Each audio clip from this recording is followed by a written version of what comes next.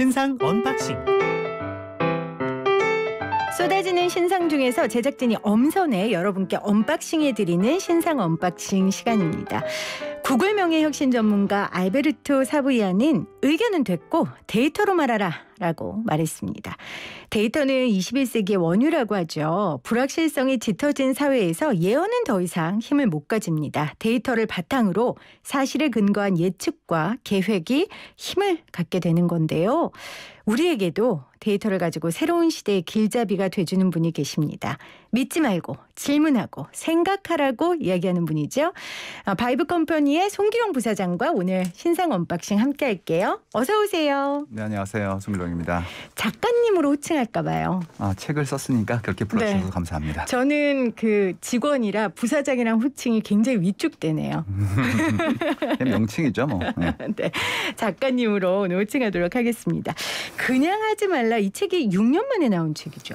네, 지난번 책을 쓴 다음에 보니 6년이 지났더라고요. 그러게요, 시간이. 근데 뭐 그동안 강의나 여러 가지 활동을 통해서 여전히 데이터를 통해 많은 사람들에게 미래에 대한 이야기를 해주고 계셨는데, 제가 10년 전에 아침 시사 방송 만들 때 시작했던 게 빅데이터인 뉴스였어요. 그때 막 이제 빅데이터라는 말이 막 떠올랐을 때였는데, 지금은 빅데이터가 모든 분야의 기준이 된 것 같아요. 그 10년 동안의 변화를 우리 작가님은 체감하세요? 아무래도 그 키워드와 연관되어져서 네. 이제 소개가 되거나 혹은 제가 설명드린 내용들이 그 키워드로 유추되어질 수 있는 형태의 관계를 가지기 때문에 더 많이 느끼고 있고요. 실제로 구글의 검색량을 재줄 수 있는 구글 트렌드라는 서비스를 보시면 10년 전부터 빅데이터라는 키워드가 관심을 많이 받고 있고 지금도 지속되고 있는 걸 확인해 볼 수 있습니다. 작가님은 빅데이터 관련된 활동을 10년 그 이전에도 계속 하고 계셨잖아요. 그러니까 데이터를 바라보고 그 안에 들어있는 패턴을 찾고 의미를 좀 더 추구해보는 행위는 한 지가 20년쯤 됐고요. 네. 근데 그 사이에 이제 이런 저희가 하는 공부와 일들이 빅데이터라는 키워드로 불리우게 된 거예요. 그래서 데이터 마이닝, 그러니까 데이터의 산에서 무엇인가를 캐는 행위라는 거는 원래 있던 행위인데 이제 데이터가 폭증했기 때문에 그걸 빅데이터라는 키워드로 우리가 좀 더 알기 쉽게 설명하게 된 거죠. 데이터 양이 많아졌다는 건 그만큼 일반적인 상황과 현상을 설명할 수 있는 기반이 됐다는 얘기이기도 하겠죠. 아무래도 데이터가 존재하기 때문에 알 수 있는 것들이 있어요. 예를 들어서 예전에는 우리가 어떤 데 관심을 가지지, 우리가 어떤 물건을 사고 있지, 이런 것들이 그 안에 들어있는 일상적 관찰이 거의 어려웠거든요. 근데 지금 저희가 많이 남기고 있고 또 굉장히 많은 시스템들이 그 데이터의 성성과 축적을 도와주고 있기 때문에 네. 예전에 추정하던 것들에 대해서 좀 더 선명하게 좀 볼 수 있게 된 그런 혜택을 누리게 되는 거죠. 데이터가 힘을 가지려면 양도 중요하지만 결국 시간이 아닐까 싶어요. 시간이 지날수록 축적된 데이터가 우리의 과거와 현재를 말해주는 건 물론 미래를 예측하게 하니까요. 그러니까 같은 데이터가 누적되었을 때 힘을 가져요. 예를 들어서 매번 다른 계측이 이루어진다면 네. 그 사이의 연관이나 인과에 대한 부분들을 추정하기가 어렵거든요. 그렇겠죠. 네, 매일같이 이제 지하철을 타시고 무엇인가를 또 골라서 구매를 하시고 그리고 내 일상의 기분이라든지 행동을 남기시면 이게 같은 데이터가 쌓여지기 때문에 그렇죠. 그 전이나 확산에 대한 부분들을 우리가 바라볼 수 있으니까 더 큰 혜택을 볼 수 있죠. 자, 오늘 이 빅데이터의 전문가 우리 송기룡 부사장, 송기룡 작가와 함께 신상 언박싱 함께하고 있는데 저는 이 책 그냥 하지 말라, 이 책을 보면서 코로나 시대에 펼쳐진 모습들이 전혀 새로운 모습이 아니라 그동안 누적된 데이터의 결과물이었구나, 이걸 깨달을 수 있었어요. 맞나요? 완전히 새로운 것들이 나오는 것도 있어요. 예를 들어서 드라이브 스루 검진 같은 거. 근데 이거는 이제 전 세계적으로도 유례가 없었고, 네네. 그다음에 우리가 굉장히 현명하고 국리를 잘해가지고 만들어진 경우인데요.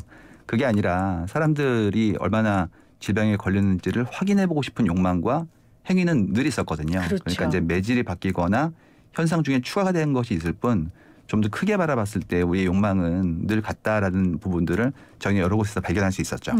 욕망은 늘 같다라는 걸 발견하셨다고 하셨는데 조금 더 예를 들어주실 수 있을까요? 저희가 이번에 여러분들이 교류를 좀 제한받게 되면서 했던 일들을 많이 봤어요. 네. 예를 들어서 식사를 챙기는 것도 집에서 각자 해야 돼, 뭐 이런 부분이었어요. 그래가지고 우리는 이제 집에서 뭐 간이식, 간편식부터 시작해서 배달 음식까지 많이 혼자 혹은 제한된 그룹으로 함께 하지 못하는 것들에 대한 것들을 이제 확인받고 실행하고 있었는데요. 데이터를 보니까 이미 10년 전부터 혼자 밥을 드시는 분들이 꾸준히 느는 게 보이더라고요. 혼밥, 혼술. 네. 그래서 혼밥, 혼술이라는 단어 자체도 10년 넘게 이미 존재하던 것들이었고요. 그리고 저희 데이터로는 이제 혼밥이란 키워드가 2013년도쯤에 좀 의미 있는 볼륨으로 잡혔어요. 근데 한 5년 정도 지나니까 혼자 밥 먹고 영화 보고 혼자 카페 가고 이런 식의 혼하는 일들이 39개가 됐고요. 8년 지나니까 65개가 되더라고요. 그래가지고 우리 한국 사회는 이미 혼자 사는 사회로 분화되고 있었구나라는 것들은 데이터를 통해서 확인해 볼 수가 있게 되었죠. 정말 혼자 하는 일이 예전에 좀 궁상맞아 보였는데 요즘은 좀 있어 보이더라고요. 왜냐하면 있어 보이게끔 기반이 마련됐어요. 그 사람들의 눈치를 덜 본다는 것이 맞아요. 우리 생각이 공통적으로 변화한 거라고 볼 수가 있거든요. 근데 저희는 이걸 이제 같이 느끼는 감각이라고 해서 커먼 센스라고 그러는데요. 사실은 그게 영어로 상식이에요. 네. 그러니까 예전 같았으면 혼자 식사하시네요. 그러면 사회적으로 좀 더 격리돼 있거나 좀 교우관계가 좋지 않은 거 아닌가에 대한 두려움이 있었고 나름의 그런 것 때문에 혼자 식사를 할 때도 칸막이 식당 같은 게 있었거든요. 근데 지금은 뭐 당연히 그럴 수 있고 때에 따라서 선택할 수도 있고 오히려 선호하는 것들이 막 보여지는 거예요. 네. 예를 들어서 이번에 구내식당을 아예 닫으시거나 혹은 여시더라도 칸막이 놓거나 벽 보는 것들 많이 나왔단 말이죠. 근데 저희 데이터 속에서 뭐가 나오냐면 너무 좋은 데가 나오는 거예요. 회사에서는 사원분들끼리 이렇게 가족처럼 함께 한 식구처럼 먹는 것이 좋지 않나 그랬더니 이건 웬걸 직장 상사와 식사를 할 때 그 템포 맞추는 거. 불편하죠. 소재 맞추는 거. 그렇게 일 얘기를 하신대요. 그렇죠. 그리고 저희가 모 기업이랑 얘기할 때 나왔던 건 뭐였냐면 먼저 드시고 바라보신대요.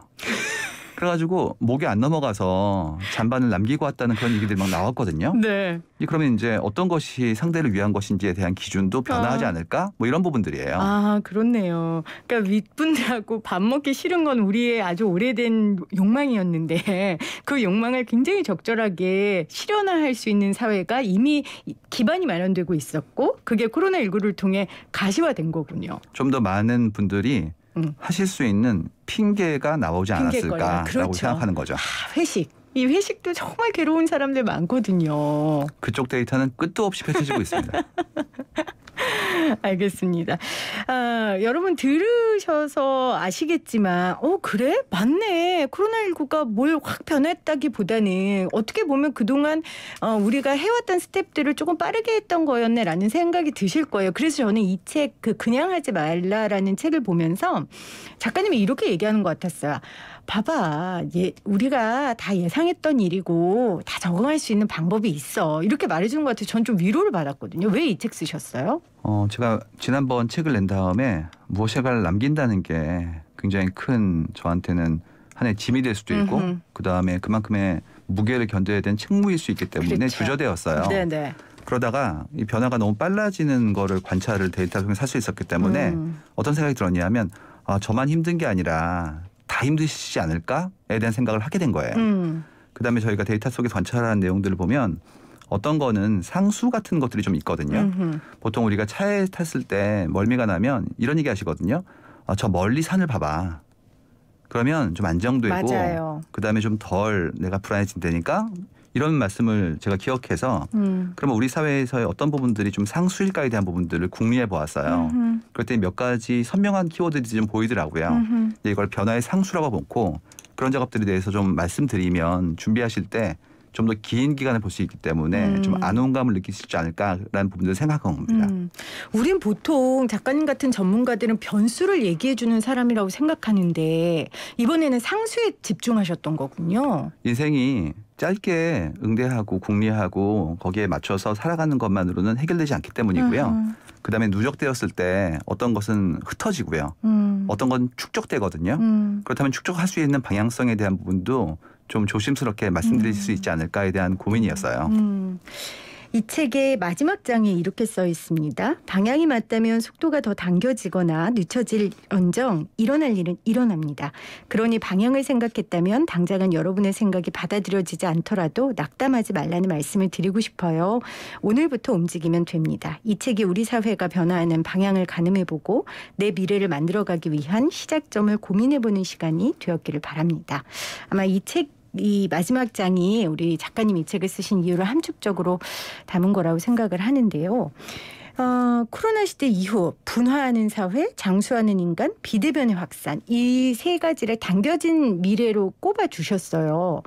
데이터상으로는 사람들이 가장 실감하는 미래의 모습은 어떤 겁니까? 이 세 가지 중에. 이 중에서 가장 중요한 거는 어떤 거냐면 혼자 삽니다라는 키워드일 것 같아요. 아하.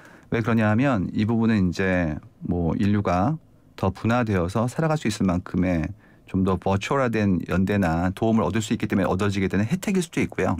그에 반해서 굉장한 수준의 어떤 집단적인 연대나 유대가 그 사회에게 기본적인 룰이었던 우리 사회 같은 경우에는 충격일 수도 있어요. 맞아요. 특히나. 예, 그래서 나머지 부분들은 그거에 비해서라면 내가 적응해야 될 이슈인데 이 출발점인 혼자라는 부분에 대해서라면 익숙하지 않은 분들이 많고 이런 부분들에서 생각의 출발점을 어떻게 정의할 것인가에 대해서 정말 좀 고민해 봐야 된다 이런 생각을 하게 된 것이죠. 지금 1788님이 윗분들하고 밥을 즐겁게 먹을 때 출세의 길이 열리는 거라고 보내주셨거든요. 근데 지금 이 출발점이 달라진 거잖아요. 그분이 아마 윗분일 확률이 높고요. 그다음에 출세란 무엇인가에 대한 부분들도 한번 재정의해봐야 되지 않을까라고 생각을 합니다. 저는 근데 이 말에 굉장히 고개가 좀 끄덕여졌는데 아직 좀 출발선이 저는 예전 출발선을 갖고 있는 것 같아요. 지금 말씀하신 것처럼 혼자 있는 거, 혼자라든 키워드가 결국 출발선에 가장 근본적인 변화를 가져왔다 하셨어요. 이 책에도 출발선의 원칙이 무너지면 매 단계의 기준이 바뀌기 때문에 혁신이 확산됨에 따라 변화하는 것들을 계속 주목해야 합니다. 이렇게 말씀하셨거든요. 변화하는 걸 우리가 계속 주목해 보려면 빅데이터 말고 또 뭘 보면 알 수 있습니까? 결국 도미노 같은 건데요. 도미노의 출발이 바뀌면 그 다음에 패가 바뀌게 되고 계속 네. 변화가 누적되어지고 확장되어지죠. 그러면 이제 변화의 추세를 저희가 볼 수 있어야 되거든요. 네. 그러면 이제 비슷한 질문 나왔을 때 저는 두 가지 얘기를 해드려요. 깨어 있거나 깊게 가거나인 것 같아요. 깨어 있거나 깊게 가고. 깨어 있는 건 계속해서 그 변화가 일어나는 어떤 양태라든지 위상의 어떤 변화를 관찰해서 현상을 관찰하고. 그렇죠. 맞춰 나가는 행위를 얘기하는 것이고요. 네네. 깊게 가는 건 그런 형태의 변화가 오더라도 내 코어를 지키고 나의 어떤 존재의 의미까지도 밝힐 수 있을 만큼의 중심을 지키는 행위라고 보거든요. 현상과 본질을 다 잡아야 되네요. 맞습니다. 근데 이것 중에서 어떤 것이 더 중요하냐고 한다면 제가 보기엔 똑같이 중요하다고 봐요. 왜 그러냐면 깨어있기만 하면 부와 내동할 수 있고요. 깊게 가기만 하면 사람들과의 유대가 어려워져요. 그러니까 둘 다 해야 될 일이고 굳이 선후를 따진다면 깊게 가는 게 먼저고 그다음에 깨어 있어야겠죠. 그래 현행화가 되기 때문에. 현상과 본질에 집중하는 것, 그 부분에 대해서 조금 구체적으로 얘기를 듣고 싶은데 이 책에서 지금부터 10년의 전략을 짜라고 하셨어요. 그러니까 10년 동안 이 현상과 본질에 집중하는 그 기준을 세 가지로 좀 꼽아주신 것 같은데 하나가 이성적 사고, 두 번째가 업의 진정성, 세 번째가 성숙한 공존이에요. 이성적 사고는 어떤 의미입니까? 이 부분은 좀 순서가 있는데요. 네네. 저희가 이제 혜택을 얻은 것이에요. 지금까지는 어떤 내가 사고와 결정을 할 때 문화 내지는 받아왔던 지금까지 구전, 나름의 관습. 규칙, 제도 이런 것들이 상당한 수준의 트라이얼 앤 에러를 줄여주는 지혜 같은 부분이었어요. 네. 근데 지금 어떤 일이 벌어지고 있냐면 더 큰 모집단의 실시간 데이터가 나오니까 그런 형태의 효율을 극대화할 수 있게 된 거죠. 그러면 이제 그런 데이터의 폭증과 시스템의 협업이라는 게 가능해졌다면 이거를 내가 이해할 수 있어야 돼요. 마치 현대의학이 에비던스 베이스 메디신이라 불리우는데 증거 기반으로 판단하는 형태의 구조를 만든 거거든요. 이 의학은 지난 200년간 굉장히 발전했죠. 똑같이 거의 모든 분야가 이런 합리적 사고를 차용할 수 있게 된 거예요. 그렇다면 이제 이런 부분들을 이해하기 위한 이성적 사고라는 게 우리 살아갈 때 굉장히 중요한 형질이 된 거고요. 두 번째는 이제 이렇게 얻어진 시스템을 어디에 넣을 거냐는 거예요. 그럼 당연히 내가 하는 업에 넣겠죠. 그렇죠. 그러면 이제 어떤 일이 생기냐 하면 업에 책임과 역할을 다하는 거에 좀 더 높은 수준의 어떤 밀도가 요구될 거예요. 더. 그럼요. 왜냐하면 업도 재정의해야 되기 때문에 여기에 이제 우리가 얻게 된 데이터와 합리적 의사결정이라는 시스템을 반영하는 작업을 해야겠죠. 그러니까 예전처럼 열심히 해. 9 to 6 지켜서 의자에 앉아있어. 이게 아니라 앞서 이성적 사고라는 키워드를 말씀하신 것처럼 이제는 나의 업의 진정성도 수치화할 수 있고 보여줄 수 있다는 말씀이신 거죠. 방법론도 생각 없는 근면이 아니라 좀 더 궁리한 성실로 갈 것이고 더 많이 깊게 숙고하고 이를 기반으로 효율화에 대한 부분들의 어떤 우리 회사는 공공선을 넘어선 형태까지도 고민해 보는 작업들이 두 번째가 될 것 같고요. 네. 세 번째는 이건 이제 순서인데요. 우리는 일단 함께 사는 종이죠. 그렇게 그럼요. 진화했기 때문에 네. 또 업에 대한 부분들은 결국 사회 속에서 분업으로 각자의 책임과 역할을 다하는 형태로 구성되어 있단 말이에요. 네. 그러면 내가 책임을 다하면 상대에게도 그걸 요구합니다. 난 다 했다는 거죠. 당신은 했는지를 물어보게 되겠죠. 그렇죠. 그리고 각자는 다 소중하죠. 그거를 내가 자존을 획득하고 난 서로 존중받기를 원해요. 네. 그렇기 때문에 기본적인 존중, 그다음에 상대에 대해서 내가 그만큼의 공존을 위한 노력을 다하는지에 대한 부분들을 자연스럽게 요구받게 될 것이고 그러다 보니까 이제 공존의 성숙함에 대한 부분들을 우리는 추구하게 될 것이다. 뭐 이렇게 생각한 겁니다. 그러니까 이건 단순히 니네 정말 더 열심히 일해야 돼. 니네 너의 결과를 보여줘야 돼. 이런 그냥 훈화의 말이 아니라 이럴 수밖에 없는 사회가 도래했다는 거네요. 기술적이든 문화적이든. 우리는 전부 똑똑하기 때문에 네. 이런 사고의 전개를 얻게 돼요. 아하. 일어날 일은 일어납니다. 일어날 일은 일어난다. 그 말이 참 무섭기도 하고요. 참 위로가 되기도 해요. 일어날 일은 일어난다는 말이. 지향점이 명백하다면 지금부터 그만큼의 노력을 경주하면 되죠. 그 이성적 사고 첫 번째로 꼽아주셨는데 이제 여기에 대해서 데이터가 남고 각자의 기록이 나의 메시지가 되게 생각 없이 시도하면 안 됩니다. 특히 만나지 않은 채 협업하는 세상에서는 이성적 사고가 무척 중요합니다. 이렇게 쓰셨거든요. 나의 메시지가 모든 게 되기 때문에 생각 없이 시도하면 안 됩니다. 이 부분을 조금 더 설명해 주시면 좋을 것 같아요. 제가 최근에 우리의 일상을 바라보니 본인의 흔적이 원컨 원치 않건 남는 구조의 사회로 변화하는 그럼요. 걸 알게 되었죠. 맞아요. 그러면 내 스스로 내 행동에 남게 되는 근거들, 증거들에 대한 책임을 질 수밖에 없게 되고 그다음에 그것을 어쩔 수 없이 남기는 것이 아니라 하나의 자산이라든지 나의 증거로서 축적하는 분들도 나오게 되겠죠. 그럼 자연스럽게 그만큼의 성실성에 대한 부분들이 이제 사람들에게 요구받아지거나 변하는 식으로 가게 될 것 같아요. 저는 이걸 이제 자기 표현주의 시대라고 이야기했어요. 자기 표현주의, 내 네. 삶을 어떻게 표출해서 나를 증거할지 결정하는 것이라고 그렇죠. 정의하셨어요. 그럼 이제 흩어지는 삶이 아니라 모아지는 삶으로 가려면 생각을 먼저 해야 되거든요. 그래서 먼저 숙고하자. 그러니까 think first를 말씀드린 거고 그러다 보니까 행동보다는 생각을 먼저 해야 되기 때문에 don't just do it. 행동을 먼저 막 하는 것은 좀 불리할 수 있다는 부분들을 설명드린 거죠. 아, 그게 이 책의 제목이군요. 그냥 하지 말라. 그러니까 그냥 하지 말라죠. 그냥 하지 말라가 아니라. 그냥 하지 마. 이게 아니라 먼저 생각해라. 그리고 생각할 수 있는, 예측할 수 있는 근거가 충분하다. 지금 이 시대에는. 그런 데이터가 도처에 널려 있다. 그러니까 저희는 이해라고 그러는데요. 네. 예측은 이제 미래에 대해서 내가 궁리하고 그만큼의 확률에 대한 부분을 계산하는 거라고 얘기할 수 있고요. 그다음에 이해라는 건 뭐냐면 그러함직하기 때문에 그러할 것이라고 내가 알게 되는 거예요. 사회 얼개와 구성원들의 그 똑똑함이라는 것이 어떤 형태의 합의점으로 갈 것인지에 대한 부분들은 우리가 이해할 수 있다는 거죠. 그래서 그런 부분들을 좀 더 사려 깊게 바라보는 작업을 하는 게 좋지 않겠나라는 생각입니다. 네. 이 업의 진정성 이 부분은요. 저는 읽으면서 참 윗분들 고생이 많으시겠다 이런 생각을 했어요. 우리가 재택근무 처음에 도입했을 때 제일 힘들어했던 분들이 윗분들이었잖아요. 이제 모든 시스템들이 업의 진정성에 포커스가 맞춰진다라는 뜻 아니겠어요? 제가 너무 지금 뛰어넘어서 설명을 하긴 했지만 굉장히 많은 논란이 지금 여기에 관련돼서 막 벌어지고 있어요. 네. 용어로 따진다면 재택근무, 유연근무, 자율근무, 모바일 오피스 다 다른 거거든요. 제가 어떤 얘기를 들었냐면 저희 팀이랑 오늘 아침에 막 토론하면서 했던 얘기여서요. 모 기업은 재택근무를 카페에서 하는 건 안 된다고 그러는데요. 이유는 재택이 아니니까요. 그래서 왜 카페는 안 돼요? 그렇게 말씀드렸더니 이게 관리도 안 되고 그다음에 카페라는 그 자체가 보안에서도 좀 떨어지는 게 있고 네. 뭐 여러 가지 이유 때문에 어쨌든 재택은 재택이라는 거예요. 그럼 우리가 똑같이 이렇게 다양한 형태의 업무의 방법들이라고 정했을 때 도대체 그 기준에 대한 것들은 누가 선정하며 네. 목표는 무엇인지에 대한 것들이 정말 노력해서 이렇게 합의해 봐야 되는 거거든요. 네. 이 하나에도 엄청나게 많은 형태의 그런 변화가 내재돼 있어요. 그렇죠. 근데 지금까지는 당연히 회사에 와야 돼라고 하다가 아닐 수 있어? 혹은 그럴 수가 없어 했을 때 본인의 철학이 이제 펼쳐지는 거죠. 그러면 이제 모든 것이 정상화되기를 우리들은 희망하고 있으니까 그렇게 되었을 때 기존의 일의 방법론이 다시 회귀할 것이냐. 저희는 이제 아닐 수 있다는 쪽이고요. 그렇다면 어떻게 합의되는 것이 각자의 행복감을 더 키울 것인가에 대한 부분들은 지금부터 토론해 봐야 된다. 저는 이쪽입니다. 네, 책에도 이 재택근무에 대해 이렇게 쓰셨어요. 그동안 우리가 가졌던 전제, 즉 반드시 회사에 출근해야 한다는 통념이 제거되면 효율을 추구하는 상상은 끝도 없이 나아갈 수 있다.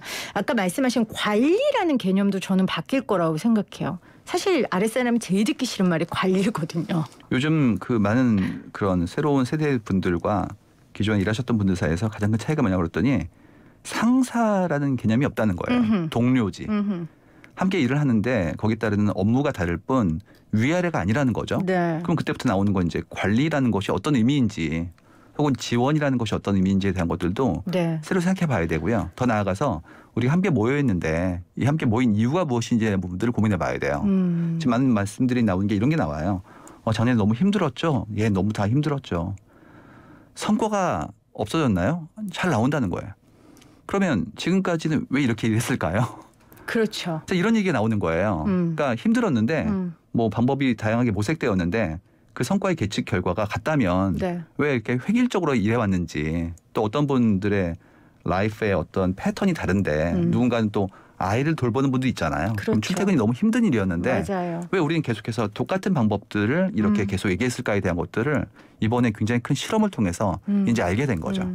아, 정말 원치 않은 실험을 온 사회가 지금 같이 하게 된 상황이고 이제 그 결과가 어느 정도 나왔습니다. 물론 이제 위드 코로나가 되면서 또 기업들은 갈림길을 서겠죠. 기업이든 개인이든 예전의 라이프 스타일로 돌아갈 것인가 아니면 조금 더 진전할 것인가 또 그 선택에 따라서 개인과 조직의 미래가 달라질 것 같습니다. 그 마지막으로 꼽아주셨던 성숙한 공존 저는 이게 결국은 상생이라는 생각을 했는데 이게 개인만 노력한다고 되지는 않을 것 같아요. 공공 영역의 역할은 무엇이라고 생각하세요? 공공이라는 것도 결국 우리가 사회 속에서 모둠살이를 통해서 필요한 역할을 누군가에게 부탁드린 거잖아요. 네. 그럼 결국 출발은 삶이에요. 그 삶을 어떻게 돕느냐의 방법이 다 다른 거고요.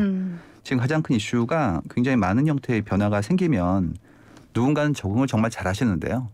누군가는 익숙하지 않은 분도 계시죠. 그럼요. 그랬을 때 뭐 상업적인 형태의 선택 같은 고객과 네. 비고객의 차이가 아닌 우리 삶의 전체를 바라보는 그런 공공 섹터에서는 뒤처지는 분들이 전락감을 느끼지 않도록 돌보고 그분들에게 새로운 방법론의 효율을 전달하는 과정들을 좀 해주셔야 될 것 같아요. 네. 근데 이때 많이 나오는 얘기는 이런 얘기 하시거든요. 그러니까 서로 돕고 살고 공동체를 재건해야 돼라고 말씀하시는 경우도 있어요. 근데 공동체가 어떤 것인지를 재정의하는 하는 것도 한번 해봐야 됩니다. 우린 지금까지 끈끈하게 함께 모든 일상생활을 서로 돕는 형태의 것들에 대해서 굉장히 많이 큰 가치를 부여해 왔거든요. 근데 지금 사회가 분화되고 있고 새로운 형태의 기술이 나오고 있고 이렇게 새로운 방법들이 나오면 예전의 끈끈함보다 새로운 형태의 끈끈함, 즉 독립된 자아가 어떻게 상호간에 돕고 안정감을 느끼게 할 것인지에 대한 부분도 다시 한번 고민해 봐야 돼요. 이것도 역시 새로운 우리의 삶에 대한 현행화라고 볼 수가 있어요. 그렇네요. 그래서 멈춘 김에 힘들지만 다시 한번 정비하고 새로운 형태의 방법론에 대해서 숙고해보고 그다음에 뭔가 바꾸는 작업들은 그 다음이 아닐까라고 생각합니다. 이거 역시 공공의 영역도 그냥 하지 말란가요? 그냥 네네. 하지 말라. 맞습니다. 네, 이거 역시 숙고해 봐라. 그 숙고의 범위는 공동체의 개념을 재정의하는 것부터다. 라고 얘기를 해주셨어요.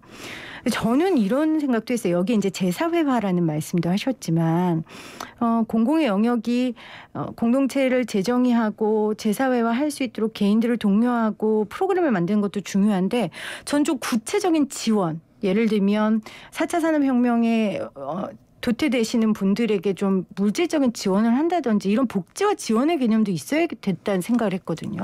방법은 굉장히 다양하게 나올 수 있을 것 같아요. 그것이 뭐 물질적이건 정신적이건 아니면 새로운 기회를 알려드리건 모두 다 포함될 것 같은데요. 네.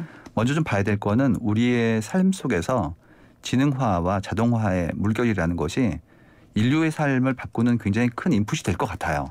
그럼 이제 또 플랫폼 경제까지 가게 되면 각자가 글로벌 경쟁에서 상당한 수준의 경쟁력을 확보하기를 요구받고 있거든요. 네. 그럼 결국 근본이 있고 애호와 전문성이 있는 개인으로 다시 재사회화되기를 희망받고 있는 거예요. 네. 그렇다면 이제 그런 분들에게 어떻게 우리가 좀 더 도움을 드리고 그다음에 그것이 어려운 분들에게 각자의 어떤 삶에 대한 이유와 그다음에 큰 뜻을 세우도록 탐색의 여유를 허용하느냐 이런 부분들도 너무나 중요해질 수 있기 때문에 이렇게 어떤 삶의 변화가 커질 때는 좀 더 근원적인 형태의 그분들의 개인의 삶에 대한 부분들을 바라볼 수 있게 도와드리는 것이 맞지 않을까라고 생각합니다. 알겠습니다. 자, 오늘 그냥 하지 말라 이 책의 저자 송기룡 부사장과 함께 이야기 나눴는데요. 마지막으로 작가님 두려워하고 그 예측할 수 없는 미래에 절망하시는 분들께 한 말씀 좀 해주시겠어요? 저 역시 두렵고요.